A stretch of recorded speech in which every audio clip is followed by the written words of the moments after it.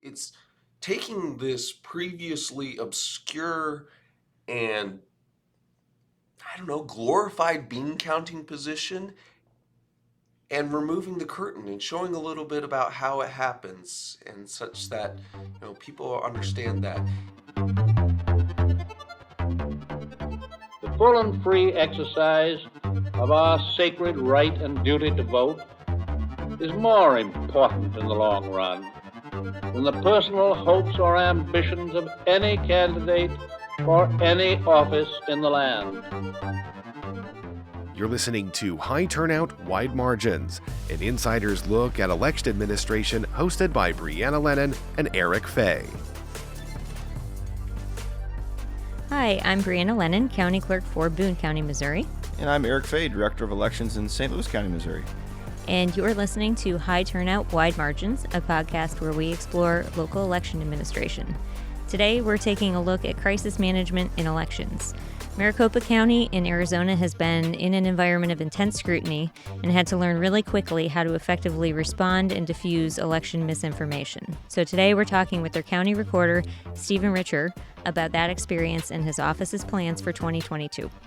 All right, and we always like to ask people how they got involved in election administration or how they got to where they are now. So why don't we start with that? I won an election. I won the very election that I've been talking about ever since taking office.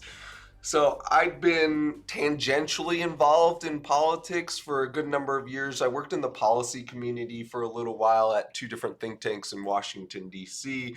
I liked politics, but wasn't sure if I wanted to make it my profession. But what I really liked was more administration and management. And so I got involved in the local Republican Party in Arizona, and I became familiar with this office, and there were some questions regarding this office and some things that the Republican Party thought could be improved. And I thought, wow, this literally looks like something that I would truly enjoy because it's part political, it's part administrative, and it's part legal. And those combine my three different backgrounds because I'm a lawyer by training, and I practiced mergers and acquisitions at two large law firms for a while.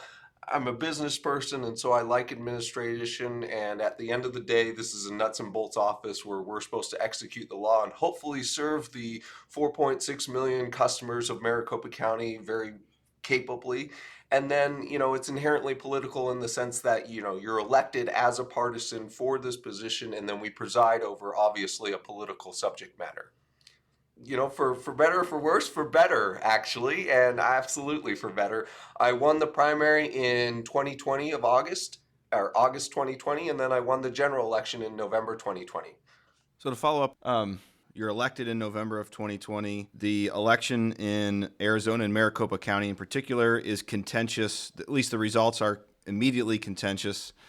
You walk into this operation, not only are you brand new to the people there and kind of how things work, but you have to devise kind of a communication strategy, I assume kind of on the fly. Can you take the listeners through what your mental steps and physical steps were in trying to formulate a response to what was happening at that point? Learn. The first few months I tried really to learn as much as I possibly could because I felt that I couldn't be a capable ambassador of this office if I didn't fully understand it. And I don't pretend to fully understand it even now, but I certainly know a heck of a lot more than I did a year and a half ago. And I think, as you know very well, and as any elections professional knows, this is not a simple operation. A lot has to happen. A lot is built into the process. And so, really talking with as many people within our staff and understanding the 2020 election as best as I possibly could. For me, writing things down is a very helpful process, and so I wrote a few reports throughout this time period that helped me fully force myself to learn the process and then be able to articulate it. But it was a rough transition. In an ideal world, I was imagining winning on November 3rd and, COVID would have gone away and I would have had a wonderful celebration with all my friends and family. And then I would have, taken off on some exotic vacation for 2 weeks. Well, as it actually happened, On the evening of November 3rd, I was down something like 85,000 votes. And so, I had closure in my life, and I woke up the next morning and went to breakfast with my wife, and I said, well, do I go back to the law firm? And as Brianna can attest, undoubtedly, that has its benefits, but it's not necessarily the most fun, not as fun as election administration. And then as more results petered out, I got closer and closer, so I waited a little bit longer before pulling the decals off my car, and then I got closer and closer, and then I was going to say, oh my goodness, here we are again, and now it's a real election again. And I thought, what it was going to be a terrible circumstance in which I was going to have the sentiment of losing twice, and that I was going to lose on election night and then come very close to coming back but not quite get there. And so I experimented with a lot of sleep medicines during this time period. I don't recommend that. Read a lot of fantasy books, but eventually I won. But at the same time that I won, and you sort of accept the idea that you're going to be stepping into this office, was the same time that all of this was starting to become part of the public discourse and part of all the online videos, all the conjecture online. And so here I am wrapping my head around the fact that I have to wind up my legal practice, that I have to learn the office, that I have to speak with as many of the 160 some employees as I possibly can, that I have to really dig into, I have to think about who I want to hire, et cetera, while simultaneously watching all these different videos and different podcasts alleging different things. And I tried to understand the claims as much as I could, because the people who had elected me, the Republican Party, and especially the grassroots Republican Party, were the very people who were asking a lot of these questions and were listening to a lot of these same things that I was listening to. And so you didn't really know what was what for a few weeks there. And so when I took office, it was really a learning experience. And then we didn't start to get very vocal until a few months into the office. So I'm curious, not to cut you off, Eric, in the context of everything that was happening, and as you started to realize that Maricopa was going to be the eye of the storm, how did you first start going about crafting what kind of communication you wanted to have coming out of your office? Did you think about, I need to push back on this? Did you think about, let's just see how this plays out? What was kind of the timeline of those things? I think the elections community, and certainly the elections community of Arizona, which is what I know best and so what I'll speak to, would have appreciated a little notice that we were going to become a really, really, really hot topic, because communication wasn't our bailiwick as an industry necessarily prior to, especially about 2018, but certainly prior to 2020. And so it was something that we had to invent, and it was very challenging for us to get ahead of this as an industry, in that many of our elections offices throughout the state barely had a communications person on staff, and now communications has become such an important part of the process. And so we were playing catch up a little bit in the 2020 context, and that was unfortunate. In an ideal world, we would have been out there sowing the seeds of positive information, explaining how the process works, such that it wouldn't have been such fertile ground for disinformation when that erupted after the November 2020 election. So was there a turning point when you decided, we really need to push back? I remember the sense from seeing on Twitter when your full defense of everything dropped, and it kind of, shook the elections community, because nobody had ever really done this full-throated defense of everything that had happened in this detailed way. What made you do that? There were 2 points in particular that made us rethink the notion that we could quietly get by, just go about our business, and that this storm would just blow over. The first was in March, and was the Great Chicken Burning incident of 2021. It was alleged that we had taken ballots from the 2020 election, fed them to chickens, and then incinerated them. This was a real notion that was actually published on a website, and you can still go and find it. And I was just ha ha ha sort of thing. But then people actually subscribed to this notion, and it dawned on me that there was no real limitation as to what people were willing to believe in this 2020 election context.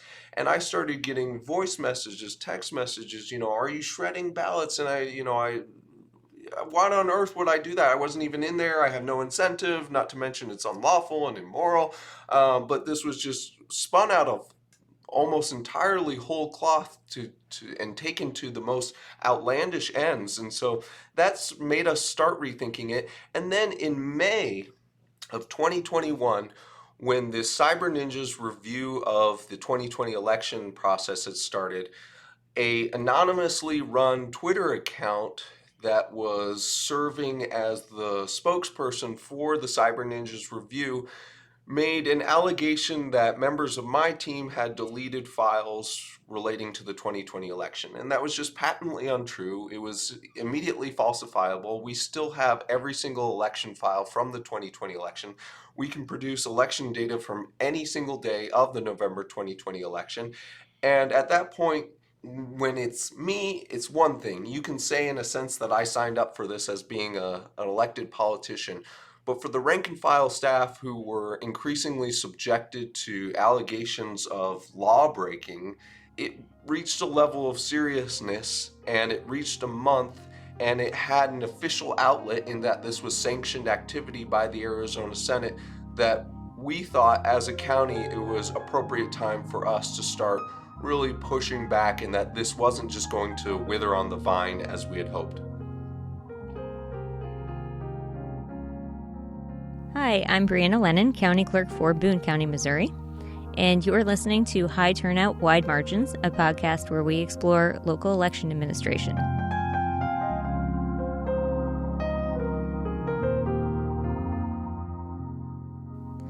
So, not that you are out of it now. I mean, things are still ongoing, and, communications have ramped up in a number of ways, but looking back at 2020, 2021, what do you reflect on the most and think that was something that you had done really well, something that you had needed to improve upon that you're planning to do moving into 2022?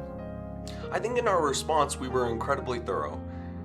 We thought for the importance of history and for posterity, it was important that we research the main thrust of the allegations that were put forward by the Arizona Senate's contractor, and thoroughly respond to those. And we just thought it was important that good information be out there, such that if anyone wanted to find out what actually happened, find out the answers, that would be available. And I think we worked really hard to do that.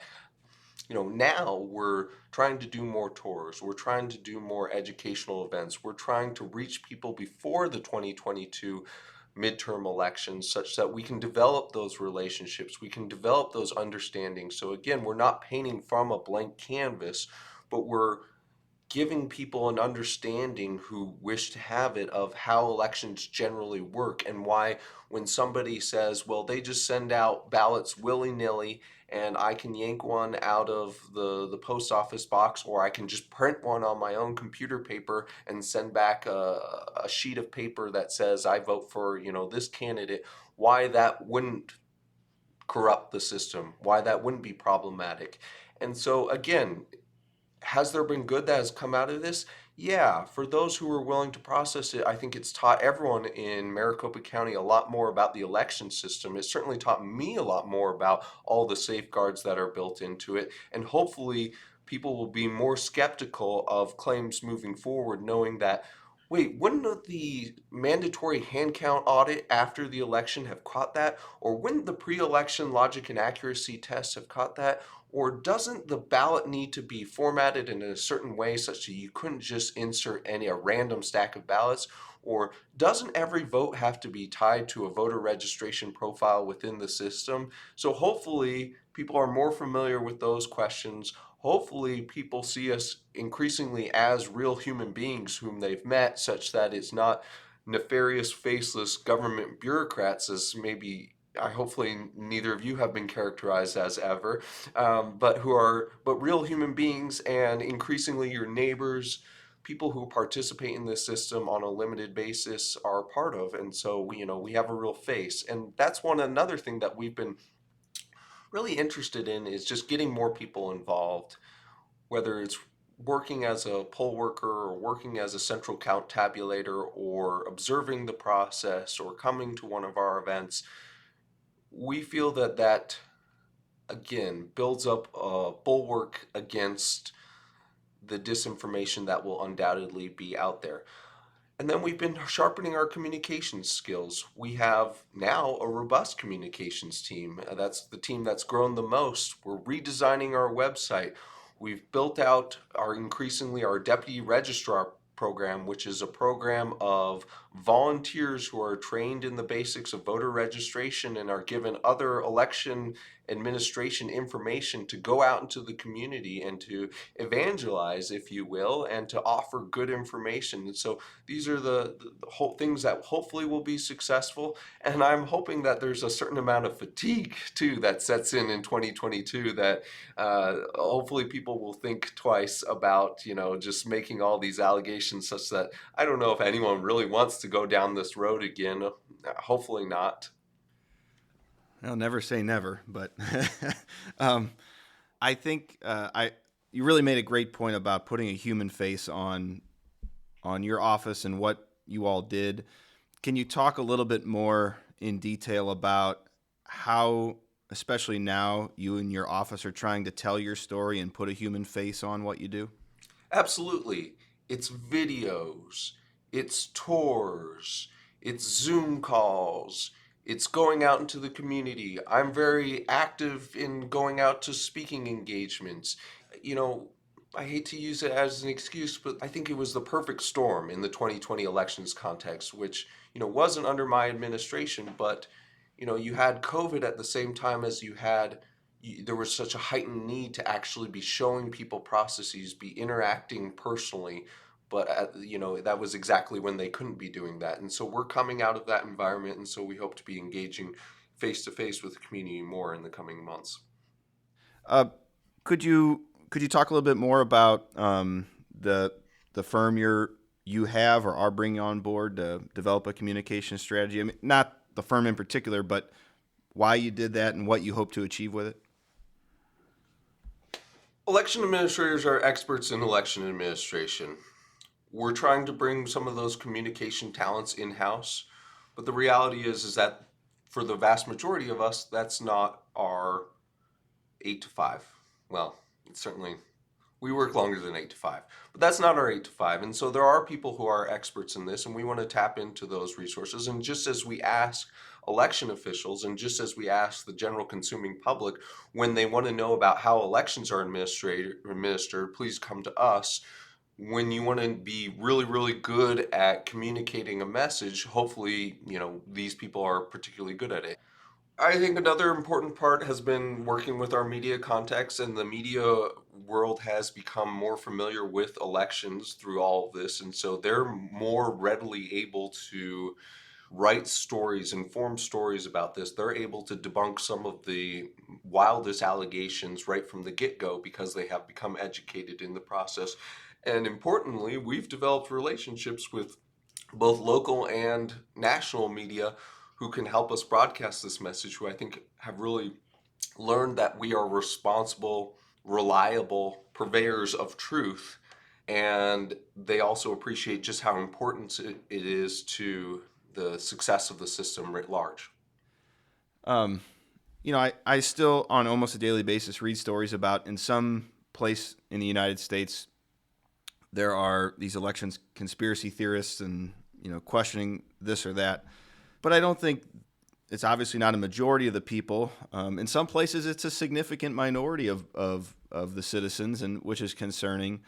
But to what extent do you have to kind of remind yourself of that to go about your daily tasks? Because I'm sure when at the height of all the cyber ninja audit craziness that was going on, it probably felt like the whole world was doubting you and your operation and everything that was going on in Maricopa County.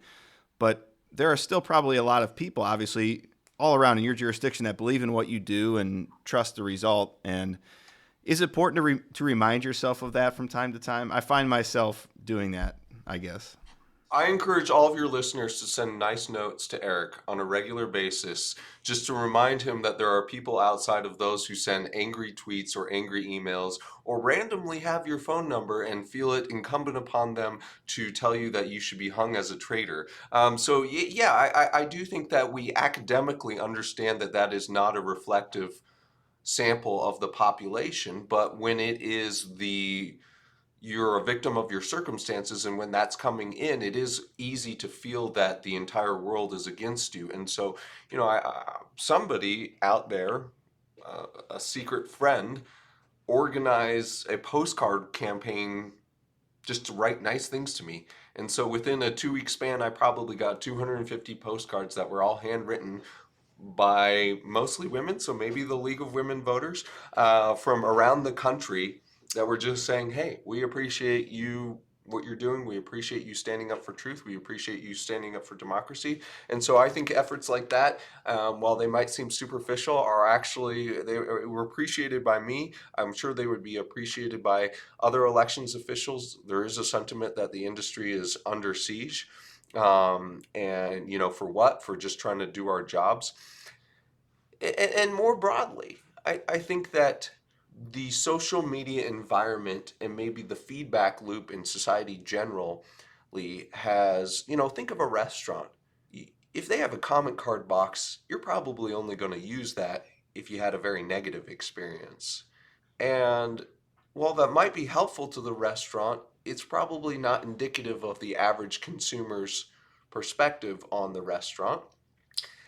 And so if you want to help, leave a note saying my voting experience was positive. And it's probably more effective if you really want to change the process of saying, in Toastmasters, the speaking organization, they teach people to give constructive feedback by first saying, here's 2 things I thought you did really well, and here's 2 things that I thought you can improve. And I think that you afford yourself purchase with the listener if you are willing to show that, you're approaching this thing rationally. If it's just, I think you should burn down your restaurant, and I think you should never work again because you're an incompetent buffoon. That's probably not a viable option for the restaurateur, and is probably not terribly digestible, and probably wouldn't lead to him making sure that he has appropriately stocked ketchup bottles on the table, which was your real concern. And I think throughout all of this is that you have to remind yourself that we are in the fortunate position where we really can walk away anytime. Anyone on my team can walk away at any time. And so, I think you have to continue to do what is right. You have to continue to do what is moral. You have to continue to do what you're personally comfortable with.